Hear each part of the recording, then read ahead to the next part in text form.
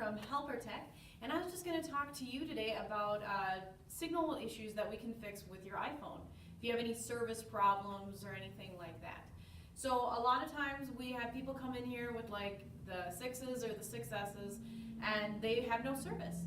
There's no reason why they shouldn't have any, or why they don't have service. You look at the same model that family members have, between siblings or parents, and they're the same phone, same carrier, everything, but one doesn't connect and the other does.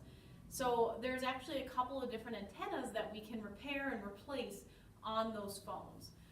It just takes, some diagnostic work to figure out which one it is, because there are two that can sometimes cause that issue.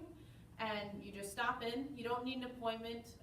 We are open Monday through Friday, 10 to 6, and Saturday, 10 to 3. If you have any questions, you can stop by our Burnsville location or give us a call at 651-605-2575 to look at that signal issue that you're having. So you guys have a nice night.